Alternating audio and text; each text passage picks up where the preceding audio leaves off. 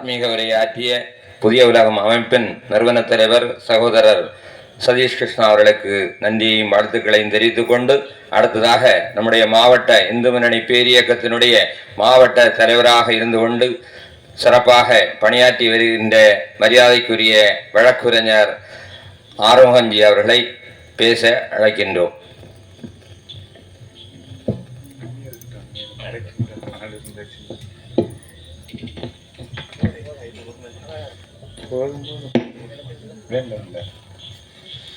எல்லோரும் இன்புற்றிருக்க நினைப்பதுமே அன்றி வேறொன்றும் அறியா பராபரமே.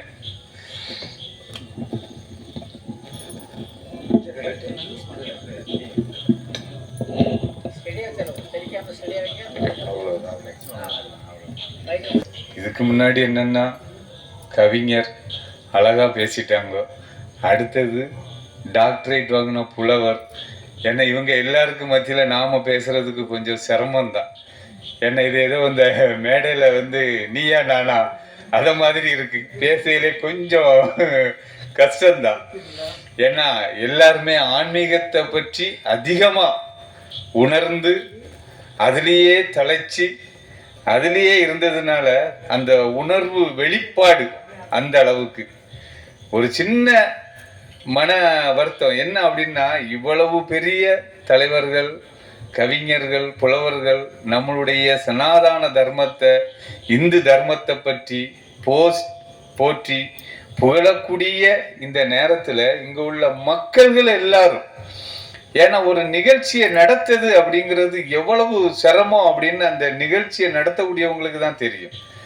நம்ம என்ன அப்படின்னா ஒரு கோயிலுக்கு உதவுறதுக்கு நிதிதான் இல்லை, நம்மளுடைய மனசு. அது மட்டும் இல்லாம இந்த அம்மா ஒத்தைக்கு இருந்து இவ்வளவு சிரமப்பட்டு இந்த மாதிரியான ஒரு பெரிய திருவிழா கோல மாதிரியான ஒரு இதை காணிச்சிருக்காங்க. ஆனா இங்க உள்ள மக்கள்லாம் திரண்டு இங்க வந்திருக்கணும். இதனுடைய பக்தி, இந்த சுவாமியினுடைய அனுகரங்கள் அவங்களுக்கு கிடைச்சிருக்கணும். அது என்ன பாக்கியம்னு தெரியல. இனி வருங்காலத்துல இத பார்த்தாவது அவங்க இந்த திருக்கோயிலுக்கு வரணும். இந்த திருக்கோயில் மேன்மேலும் பெரிய அளவுல வளரணும் அப்படிங்கிறத அந்த அம்மாவுக்கு ஒரு வாழ்த்திக்கிடுது. ஒரு சில விஷயம்தான், நாம பெண் குழந்தைகள் இத மாதிரி இருக்கணும்.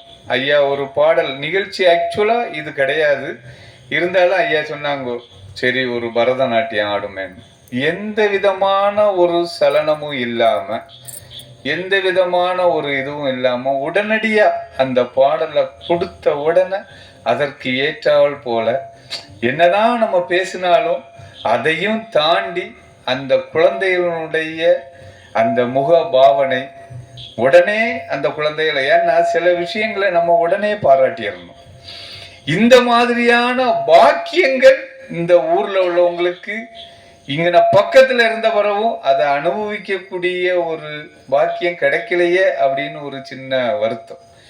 இது போன்று நம்மளுடைய குழந்தைகள் எல்லாருமே எந்த ஒரு சூழ்நிலையிலையும் உடனடியா எந்த விஷயத்துக்கும் எவ்வாறு திருவிழா கோயில் காரியங்களுக்கு வேண்டி நாம இந்த மாதிரி முன்னெடுத்து வைக்கிறோமோ, இதை போன்று நம்மளுடைய கோயில்களுக்கும் நம்மளுடைய புனிதத்துக்கும் நம்மளுடைய தெய்வத்திற்கும் ஏதாவது ஒரு களங்கம் ஏற்பட அளவிற்கு ஏதாவது ஒருத்தர் குறை கூறினா உடனடியா எந்த அளவுக்கு எதிர்த்து கேட்கணுமோ அந்த அளவுக்கு எதிர்த்து கேட்கணும்.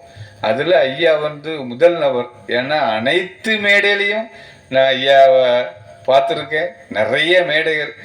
ஏன்னா இந்த பாடல் கூட ஐயா 30 வயதா இருக்க சமயத்துல பாடின பாடல் தான் இந்த இது. என்ன அப்படின்னு பார்த்தீங்கன்னா, நம்மள்கிட்ட பக்தி அதிகமா இருக்கு. அந்த பக்தியானது சக்தியாக உருவெடுக்க வேண்டும். சனாதன தர்மம் அதை தான் சொல்லுது, எல்லா உயிரினங்களும் இன்புற்று இருக்க வேண்டும். எல்லா உயிரினங்களும் மனித உயிரினத்தை போன்று அனைத்து ஜீவராசிகளும் நல்லா இருக்கணும்னு நினைக்கிற ஒரே இது நம்மளுடைய சனாதன தர்மம் தான். அவங்க ஐயா ஏற்கனவே சொன்னாங்க, உலக நாடுகளிலே ஒரு 80-60% இஸ்லாமியர்களும் கிறிஸ்தவர்களும் எல்லாம் இருந்தாங்க, நமக்கு ஒரே ஒரு இதுதான் அப்படின்னு. எப்படி இந்த 60% 40% ஆயிடுச்சு அப்படின்னு பார்த்தீங்கன்னா ஒரு சின்ன விஷயம் தான். இதுல வேற ஒண்ணுமே கிடையாது. ஒரு 5ஆம் வகுப்பு மாணவன் 6ஆம் வகுப்புக்கு போனோம்னாலே ஒரு தமிழ், ஆங்கிலம், கணிதம், அறிவியல் ஏதாவது ஒரு 4-5 பாட புத்தகமாவது படிக்கணும். ஆனா அவங்கள பொறுத்த வரைக்கும் ஒரே ஒரு புத்தகம், பழசு இப்ப அதை மாத்தி புதுசு ஒரு புத்தகம் தான். அவங்களுக்கும் அதே மாதிரி தான். நமக்கு அப்படி இல்லை, 1000 புத்தகங்கள். அதான் ஒவ்வை பிராட்டி சொல்லுவாங்க, கற்றது என்னது கைமண் அளவுங்க. ஏன்னா நாம நம்மளுடைய ஆயுள் காலம் முழுவதுக்கும் படிச்சாலும் நம்மளுடைய இதிகாசங்களை படித்து முடிக்க முடியாது. அவங்களுக்கு அப்படி இல்லை, ஒரு புத்தகம் 1 மாசம் 2 மாசம். ஐயாவும் படிச்சு பார்த்து சலிச்சுதான் டக்குன்னு வந்துட்டேன். இந்த புத்தகத்தை போட்டு படிச்சு ஆனா நல்ல வேலை, இவரை நிறைய பேருக்கு கூப்பிட்டுட்டு இருக்காங்க, பல லட்சங்கள். இது உண்மை சம்பவம். அவங்க ஒரு குபேரபுரின்னு வச்சிருக்காங்க, 1 கோடி 2 கோடி அப்படி. ஏன்னா வசனம் படிச்சவங்களுக்கு கூட தெரியாது. அதை விட வசனம் பிரசங்கத்தை பார்க்கறது அந்த அழகாட்டு, இத்தனை இதுல இத்தனாவது இதுல இது இப்படி பாருங்க அப்படின்னு பைபிளை விட்டா நீட்டா எழுதிடுவாங்க அவளுக்கு. ஏன்னா அவ்வளவுதான் உண்டு, அதுல ஒண்ணு கிடையாது. நம்ம இத ஏதாவது படித்து முடித்தவர்கள்னு ஏதாவது உண்டுமா? இதுக்கு கூட மகாபாரதத்துல சொல்லுவாங்க, ஒரு துறவி யாசகம் பெறதுக்கு வேண்டி நம்ம மகாராஜாட்ட வருவார். என்னப்பா வந்திருக்கு? அவன் நான் பகவத்கீதையை முழுமையா படிச்சுட்டேன். சரி, போயிட்டு 1 வாரம் வாங்க. அடுத்தது வருவார், என்ன நான் பகவத்கீதையை முழுமையா படிச்சுட்டேன். சரி, போயிட்டு 2 நாள் வா. அடுத்ததும் போயிட்டு வருவார், படிச்சுட்டியா? ஆமா, நான் பகவத்கீதையை முழுமையா படிச்சுட்டேன். போயிட்டு 1 மாசம் கழிச்சு வான்னு திரும்ப வந்துடும். இவருக்கு கோவம், நானே ரொம்ப இதுக்கு பற்றி ஏதாவது இவர் பொன்பொருள்லாம் தருவாருன்னு நினைச்சு சொன்னா இவரு திரும்ப அனுப்பிட்டு இருக்காருன்னு சொல்லி திரும்ப படிச்சவரு அந்த ஞானி என்ன செய்யல, வரவே இல்லை. அரசபையில சொல்லுதாங்க, அவரு எங்க இருந்தாலும் தேடி கண்டுபிடிச்சு கூட்டிட்டு வாங்க. 2வது எங்கேயோ காட்டுல இருந்தாங்க, கூட்டிட்டு வந்துட்டாங்க. என்னப்பா என்ன ஆயாது நீ இல்ல, நான் ஒன்னும் படிக்கல. ஏன்னா அதுல முதல் வாசகம் நான் என்ற அகங்காரம். அதான் அவர் சொன்னார், நான் நான் படிச்சுட்டேன் அப்படின்னு ஒன்னும் படிக்க முடியாது. நான் என்ற அகங்காரம் அதுல இருக்கக்கூடாது. நாம் இதை போன்றுதான் சனாதன தர்மம். ஏன்னா இறைவனே நேர்ல வந்தாலும் அவரை கேள்வி கேட்கக்கூடிய ஒரு மானிடன் இருக்கிறான்னு அது சனாதன தர்மத்துல மட்டும்தான் உண்டு. இறைவன் வந்தாலும் கேள்வி கேட்பாங்க. சொன்னார்ல, நக்கீர நெற்றிக்கன் திறப்பினும் குற்றமே. அதுல வேற எந்த விதமான இதுவும் இருக்காது. நம்மளுடைய அனைத்து விஷயங்களும் அறிவியலோடு ஒன்றோடொன்று தொடர்புடையது. எல்லா விஷயத்துக்கும் அப்படிதான். கன்னி மூளைன்னு வச்சிருக்கோம், கன்னி விநாயகர்னு வச்சிருக்கோம், கன்னி மூளை கணபதினு வச்சிருக்கோம். ஏன் இப்போ வீடு கட்டக்கூடியவங்க எல்லாரும் கன்னி மூலையில கொண்டுட்டு போய் கிச்சன் வைக்கட்டுமே. ஆமா, அவங்க வாஸ்து எல்லாம் எதுவுமே பார்க்க மாட்டேங்க. நாங்க சனாதன தர்மம் ஒவ்வொரு இதுவும் ஒவ்வொரு வாழ்க்கையினுடைய ஒவ்வொரு படிநிலையும் அறிவியலோடு ஒன்றோடொன்று தொடர்புபடுத்தி தான் நம்ம அதுல இருக்கோம். அதான் அந்த காலத்துல சொல்லுவாங்க, ஏதாவது வைத்தியர்கிட்ட போயாச்சுன்னா 1 மண்டலம் இந்த மருந்தை சாப்பிடுங்க குணமாயிருப்பாங்க. நீங்க கேள்விப்பட்டிருப்பீங்க, வைத்தியர் எல்லாருமே 1 மண்டலம் ஏதாவது ஒரு நோய் காரியம்னா 1 மண்டலம் சாப்பிடுங்க சரியாயிரும். ஆனா அந்த 1 மண்டலம் அப்படிங்கிறது என்ன அப்படிங்கறது பார்த்தாதான் தெரியும்.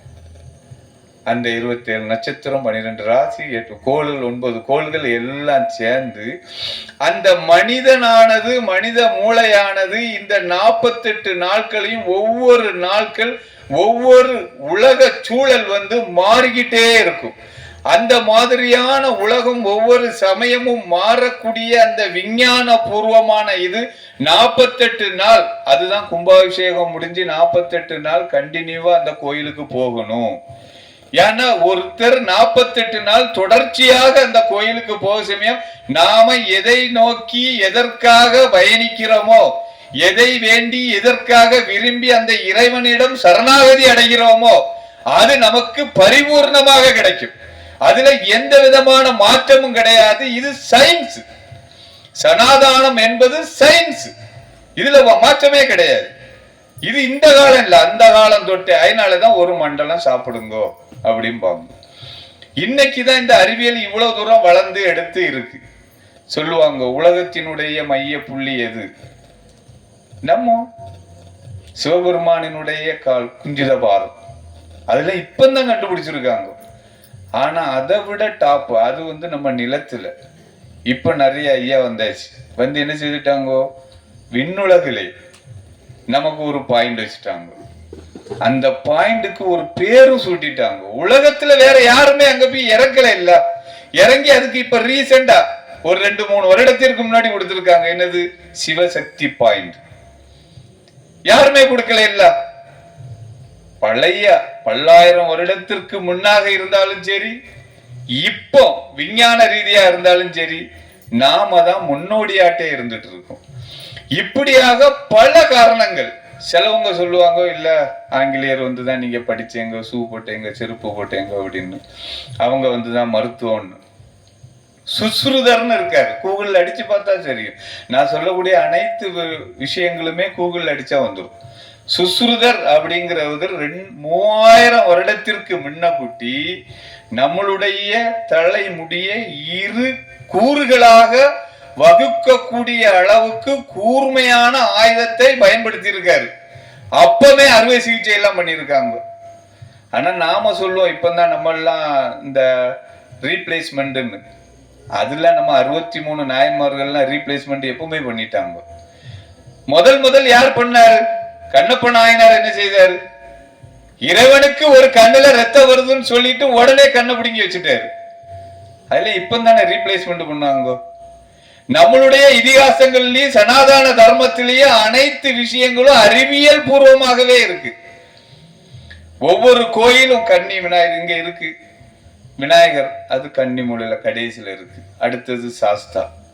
இப்படி ஒவ்வொரு அமைப்பும் கோயிலின் அமைப்பாக இருந்தாலும் சரி, திருக்கோயிலினுடைய கோபுரங்களாக இருந்தாலும் சரி, சனாதானம் அனைத்துமே அறிவியல் பூர்வத்தோடு சேர்ந்துதான் இருக்கு. மற்றவங்க எல்லாம் சொல்லிடலாம் ஈஸியா. நம்ம என்ன செய்யலாம், இன்னும் ஒரு 25 வருட காலத்துல நம்ம மதம் மாத்திரலாம், 50 வருட காலத்துல மாத்திரலாம். நடக்கவே நடக்காது. சொல்லியிருப்பாங்க 5 வருஷத்துல அதிகமான கும்பாபிஷேகங்கள் நாங்க தான் பண்ணணும்னு. அப்பந்தான் கிருஷ்ணர் சொன்னார். ஆனா அவனுக்கு தெரியல அது. எப்பெல்லாம் என்னது அநியாயம் நடக்கோ, அதர்மம் எப்பொழுதெல்லாம் நடக்கிறதோ அப்பொழுதுதான் என்ன செய்வேன், உங்களுக்கு காட்சி அளிப்பேன். அப்படின்னா இந்த 5 வருட காலத்துல எவ்வளவு அதர்மங்கள் நடத்திருந்தால் ஒவ்வொரு கோயிலும் கும்பாபிஷேகம் கழிச்சு என்ன ஆயிருக்கு, எல்லா இடத்துலயும் அவரு காட்சி அளிச்சுட்டு இருக்காரு. இதுதான் யதார்த்தம், இதுதான் உண்மை. என்ன அப்படின்னா இது போன்ற திருவிழாக்கள், கோயில்கள், இந்த மாதிரி விஷயங்களுக்கு குடும்பத்தோடு பெண்களும் ஆண்களும் பெரியவர்கள் எல்லாரும் சேர்ந்து வரணும். இதுவரைக்கும் ஏன் நம்ம பாரத தேசத்தை மட்டும் இஸ்லாமிய கிறிஸ்தவ நாடா ஆக்க முடியல அப்படிங்கிறதுக்கு ஒரே ஒரு காரணம் தான். என்ன அப்படின்னா, சுயநலம் இல்லாம, எதை பற்றியும் எதிர்பார்க்காம, எந்த விதமான ஒரு செலவனமும் இல்லாம, இதை போன்ற துறவிகள் இருக்கும் காலம் வரைக்கும் என்ன செய்ய முடியாது, பாரத தேசத்தை எவராலும் மாற்ற முடியாது, மாற்ற இயலவும் முடியாது. சனாதன தர்மம், இந்து தர்மம் தலை தோங்கி கொண்டுதான் இருக்கும். இதுல எந்த அச்சப்பாடும் இல்லை. ஆகவே இந்த திருக்கோயிலுடைய இந்த திருவிழா அடுத்த வருடம் இதைவிட 100 மடங்கு மிகவும் சிறப்பாக அமையணும். லட்சுமி நாராயணனுடைய அருள் அனைவருக்கும் கிடைக்கணும் அப்படின்ட்டு சொல்லி உங்கள்கிட்ட இருந்து விடைபெறுகிறேன். நன்றி, வணக்கம்.